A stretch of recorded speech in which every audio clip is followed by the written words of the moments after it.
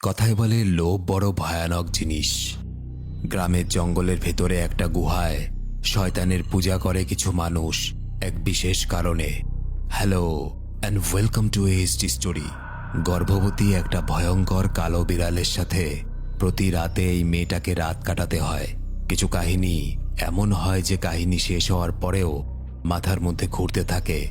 এরকমই একটা সেরা south Indian masterpiece movie HD story presents Honey. একটা ঘন জঙ্গল, ভোরবেলার অন্ধকারে দল বেঁধে কয়েকটা লোক একটা গুহার দিকে যাচ্ছে। গুহার ভেতরে এক ভয়ঙ্কর দৃশ্য, বিশাল বড় জীব বের করা কোনো একটা মূর্তি, আর এক মহিলা তান্ত্রিক একটা লোকের মাথায় অনবরত পাথর মেরে রক্ত বের করে চলেছে। সেই মাথা থেকে রক্ত বের করে সেই মূর্তিটাকে দেয় সে, আর সেই মূর্তিটার আরাধনা করে চলেছে এই লোকগুলো। দৃশ্য পাল্টায়, দেখানো হয় এক বুক কাঁপানো দৃশ্য। একটা মহিলা তার রক্ত মাখা পা এবং হাতে একটা বালতি নিয়ে এগিয়ে যাচ্ছে। তার সামনে একটা বাচ্চা মেয়েটার মুখও রক্তে ভর্তি। মহিলাটার মুখেও লেগে আছে রক্ত, আর চোখে মুখে কেমন একটা পৈশাচিক আনন্দ। বাচ্চা মেয়েটা ওই মহিলাকে জিজ্ঞেস করে, মা, আবার কি হানি ফিরে আসবে? দৃশ্য পাল্টায়, সাল 2012। দেখা যায় একটা অফিসের লোকজন আনন্দ নামের একটা লোককে মারছে। অভিযোগ হলো আনন্দের ড্রয়ার থেকে কালো জাদু করার অনেক কিছু পাওয়া গেছে। মার খেয়ে আনন্দ বাড়িতে ফিরে আসে। তার সুন্দর স্ত্রী ললিতা এবং একটা ছোট্ট শিশু যার নাম মীরা। ললিতা আনন্দকে এই অবস্থা কথা জিজ্ঞেস করে। আনন্দ রেগে গিয়ে বলে, সবকিছু হচ্ছে এই বাচ্চাটার জন্য। এই বলে একটা ছবির সামনে বসে এসে অদ্ভুতভাবে কেমন পূজা করতে থাকে। হঠাৎ এই সময় তার জিভ বাইরে বেরিয়ে আসে, চোখগুলো বড় বড় হয়ে যায়, ঠিক জঙ্গলের সেই মূর্তিটার মতো। দৃশ্য আবার পাল্টায়, 2019 সাল। এখন মীরা অনেক বড় হয়ে গেছে। আনন্দকে দেখা যায় সে কড়ি নিয়ে কি যেন করছে, মনে মনে মন্ত্র পড়ছে। আনন্দ কালো জাদু নিয়ে মেতে থাকতো, সেই জন্য তার উপার্জন সেরকম একটা হতো না, এবং এটা নিয়ে ললিতা এবং আনন্দের মধ্যে প্রচণ্ড ঝগড়া হতো মাঝে মাঝে। সেদিনও এমন একটা ঝগড়া হচ্ছিল। বাড়ির বাইরের লোক জড়ো হয়। আশেপাশের পাড়ার প্রতিবেশীরা হুমকি দিয়ে যায়, কারণ তারা জানতো আনন্দ কালো জাদু করে।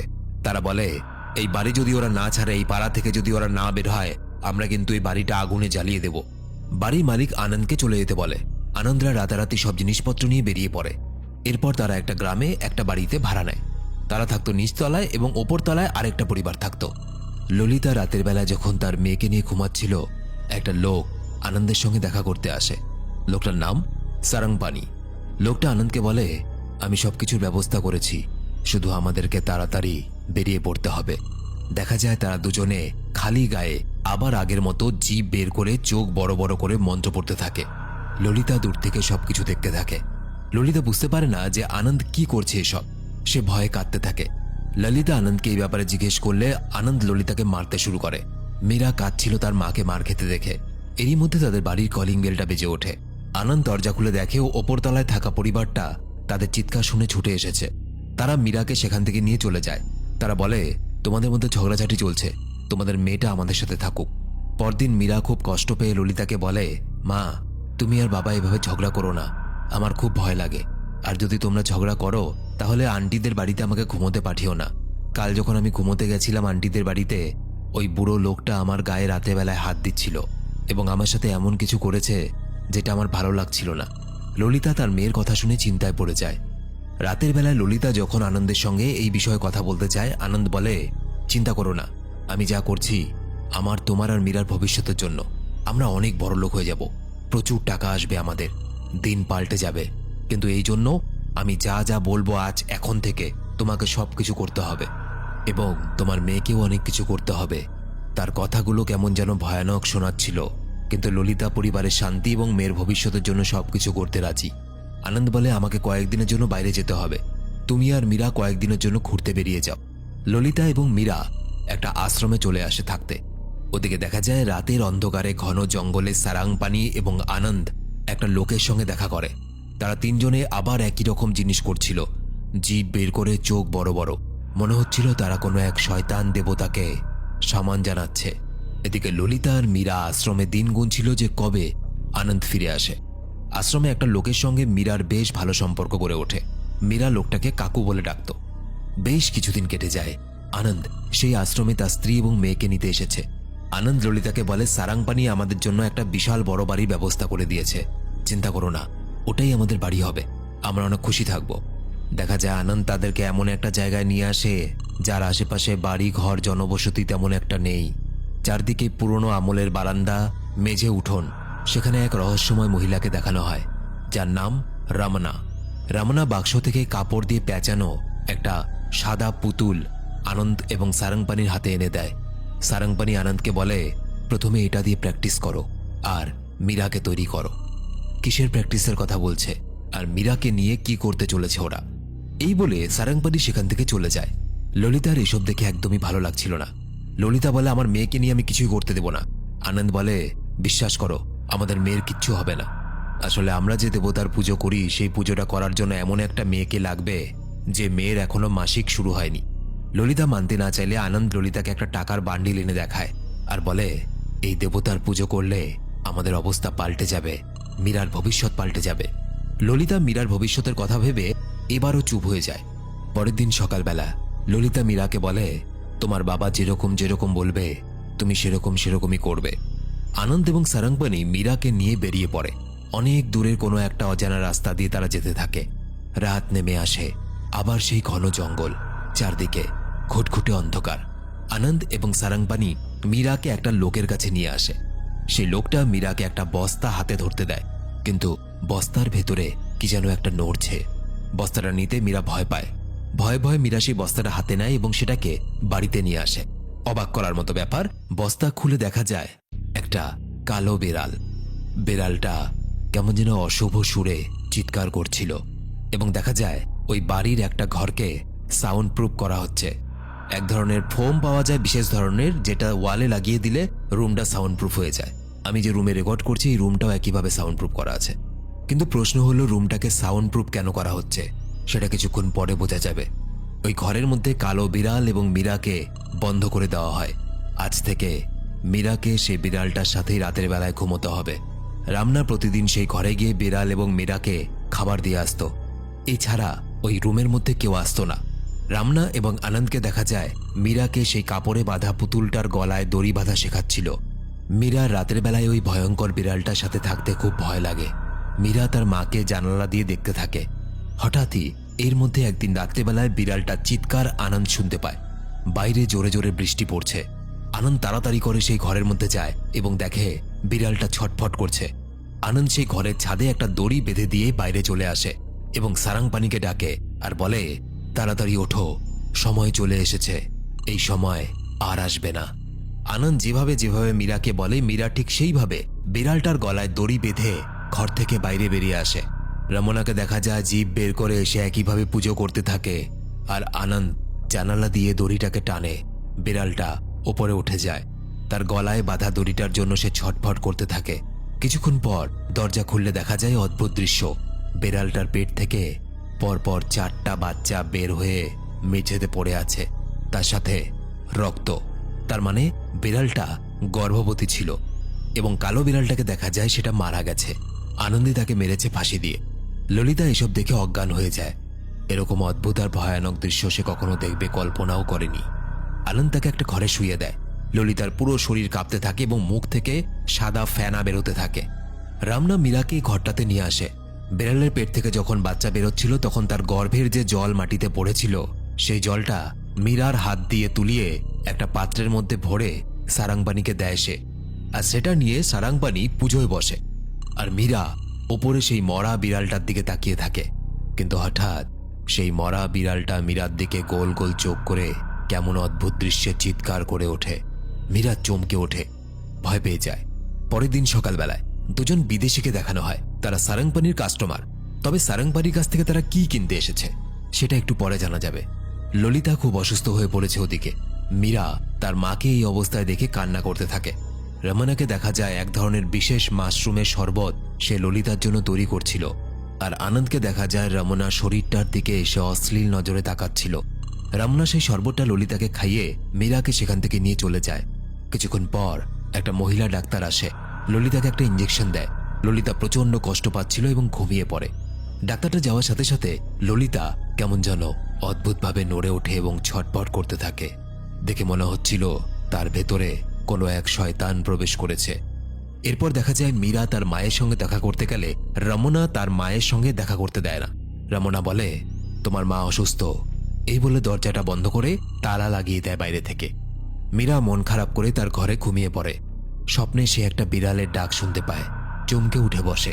মীরা দেখতে পায় বাইরের দরজাটা থেকে একটা বিড়ালের মতো দেখতে মেয়ে তার দিকে এগিয়ে আসছে, এবং অদ্ভুত ব্যাপার হলো বিড়ালের মতো দেখতে সেই মেয়েটাকে একদম মীরার মতো দেখতে। মীরা চমকে ওঠে, জিজ্ঞেস করে, কে তুমি?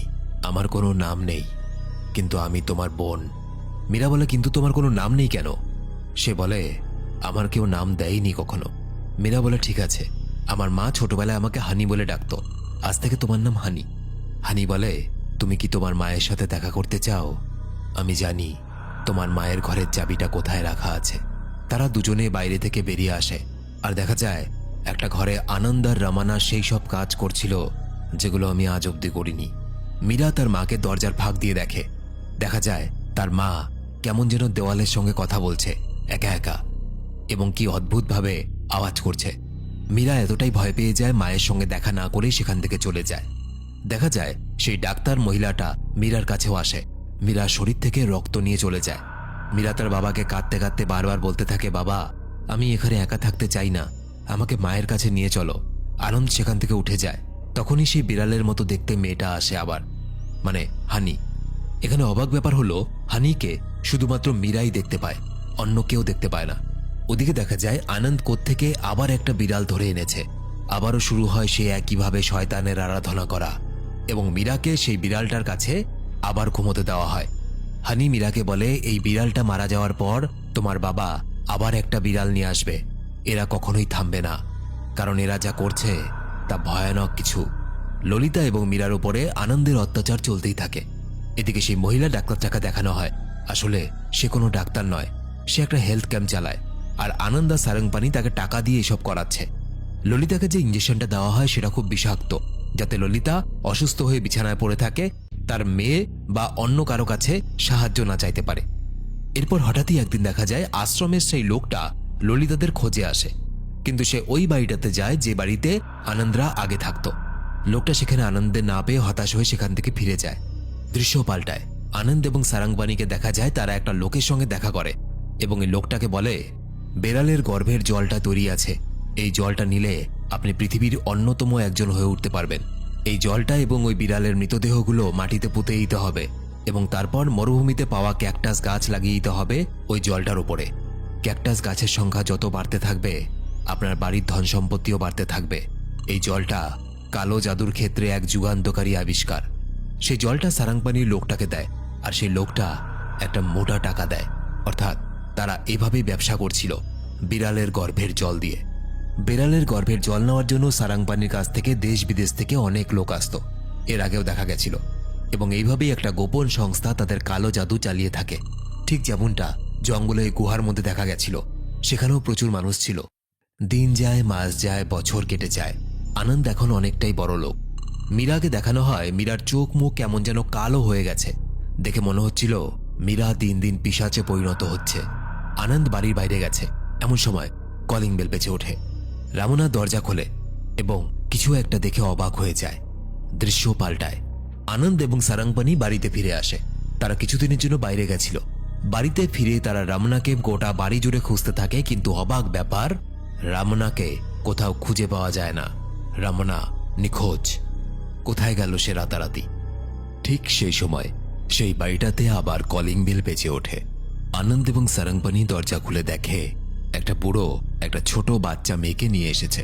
সেই ছোট্ট বাচ্চা মেয়েটাকে তারা সেই জঙ্গলটার ওই গোপন গুহাটাতে নিয়ে যায়, যেখানে মহিলা তান্ত্রিকটা ছিল।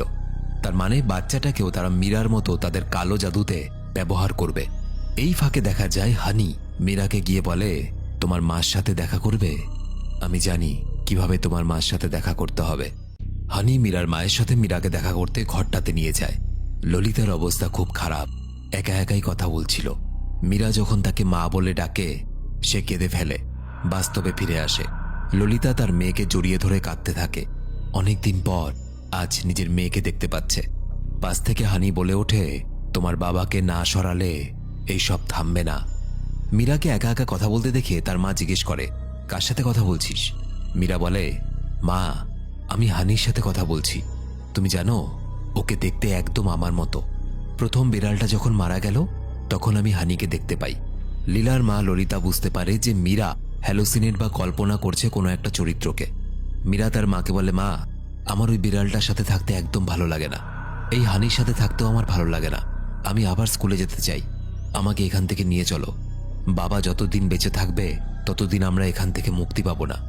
কিছুক্ষণ পর দেখা যায় ওই মেয়েটাকে নিয়ে আনন্দ বাড়ি ফিরে আসে, আর সেই ঘরটাতে বিড়ালের সাথে তাকেও থাকতে দেয়। মীরাকে দেখা যায় মীরা একটা ওষুধ নিয়ে তার বাবা সোডার বোতলের মধ্যে মিশিয়ে দেয়। যখন আনন্দ তার মদের বোতল এবং সোডা নিয়ে বসে, সেটা খাওয়ার পর সে নেশার ঘরে ঘুমিয়ে পড়ে। এরপর হানি আর মীরা মিলে ললিতার ঘরের দরজাটা খুলে দেয়। ললিতা সেখান থেকে বেরিয়ে আসে এবং আনন্দের গায়ে একটা ইঞ্জেকশন ঢুকিয়ে দেয়, যে ইঞ্জেকশনটা ললিতাকে দেওয়া হতো। ললিতা আনন্দকে বাড়িতে যেখানে কালো জাদুর পুজো করা হতো সেখানে নিয়ে যায় এবং সেখানে থাকা একটা শঙ্খ দিয়ে আনন্দের চোখে মুখে মারতে থাকে। মা এবং মেয়ের ওপরে ছিটকে ছিটকে রক্ত পড়তে থাকে। ললিতা মীরাকে জিজ্ঞেস করে, কিরে, বাবার রক্ত দেখে ভয় পাচ্ছিস? মীরা বলে, না মা, আমি আর ভয় পাই না। এরপর ললিতা এবং মীরা দুজনে মিলে আনন্দের মৃতদেহটাকে টানতে টানতে নিয়ে যায়, সরিয়ে ফেলে। ললিতা একটা বালতিতে জল আনে এবং সেখানে চোখে মুখের থেকে যে মাংস খণ্ডগুলো পড়েছিল আনন্দের, সেখানে ওগুলো তুলতে থাকে এবং রক্ত পরিষ্কার করতে থাকে। এই দৃশ্যটাই মুভির প্রথমে দেখানো হয়েছিল। ললিতা নিজেই কেমন একটা স্বরে বলতে থাকে, আমি আজ সব শেষ করে দিয়েছি, সব। পরদিন সকালে বাড়িতে পুলিশ আসে। বাড়ির পেছনে মাটি খুঁড়ে অনেকগুলো মরা বেড়ালের কঙ্কাল পাওয়া যায়। সারঙ্গবাণীকে পুলিশ গ্রেপ্তার করে আর ললিতাকে সেখান থেকে একটা হোমে নিয়ে যাওয়া হয়। তাকে একটা স্ট্রেচারে শুয়ে রাখা হয় এবং সেই বাড়িতে হয়ে যাওয়া ঘটনাগুলো ললিতাকে জিজ্ঞেস করা হয়। ললিতা একের পর এক বলতে থাকে, অনেক ভালোবেসে বাড়ির মতো ওকে বিয়ে করেছিলাম, ছোট পরিবারে ভালোই ছিলাম, কিন্তু তারপর এক সময় কালো জাদুর অত্যাচার শুরু হয়। প্রথমে ভেবেছিলাম আমার আর আমার মেয়ের ভালোর জন্যই হয়তো করছে এগুলো। তারপর দেখলাম যত দিন যাচ্ছিল মানুষটা কেমন পশুর মতো হয়ে উঠল।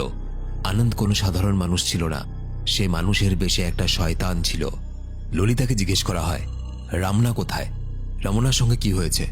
আগের একটা দৃশ্য দেখানো হয় যে সেদিন কলিং বেল বাজার পর রামনা যখন দরজা খোলে তখন রমনা আশ্রমের সেই লোকটাকে দেখতে পায়, যে ললিতা এবং মীরার খোঁজে সেখানে এসে পৌঁছেছিল। লোকটা রমনাকে বলে, ললিতা আমার বোন হয়, আমি আমার বোনের সঙ্গে দেখা করতে পারি? রমনা বলে, ললিতা এখন অসুস্থ, তার সাথে দেখা করা যাবে না। এই শুনে আশ্রমের লোকটা চলে যেতে চাইলে বাড়ির ভেতরে মীরাকে দেখতে পায়। মীরাকে দেখতে কেমন একটা হয়ে গেছিল, তাই সে মীরার কাছে যায়। মীরার এই অবস্থা দেখে তার সন্দেহ হয়। সে রমনাকে বলে, ললিতার সঙ্গে দেখা না করে তো আমি যাব না। রমনা বাধ্য হয়ে ললিতার কাছে যায়। ললিতা বিছানায় শুয়েছিল, তার পা শিকল দিয়ে বাঁধা। রমনা ললিতাকে বলে, তোমার সাথে কেউ দেখা করতে এসেছে আর সে কিছুতেই যেতে চাইছে না, কিন্তু ললিতার সঙ্গে যদি লোকটার কথা বলতে দেওয়া হয় তাহলে রমনা এবং এখানে যা হচ্ছে সবকিছু বাইরের লোক জেনে যাবে। তাই রমনা ললিতাকে বেহোশ করার জন্য একটা ইঞ্জেকশন দেয় এবং তার পায়ের শিকলটা খুলে দেয়, যাতে লোকটা ঘরে ঢোকার পর লোকটার কোনো সন্দেহ না হয়। লোকটাকে সে বলবে যে ললিতা ঘুমোচ্ছে, কিন্তু শিকলটা খুলে ফেলার সাথে সাথে ললিতা উঠে বসে এবং রমনার নাক মুখ চিপে ধরে ইঞ্জেকশনটা ললিতা রমনার শরীরেই ফুটিয়ে দেয়। রমনার গলায় শিকলটা পেঁচিয়ে তাকে মেরে ফেলে। দৃশ্য বর্তমানে ফিরে আসে। পুলিশ আশ্রমে সেই লোকটার কাছে পৌঁছে যায়।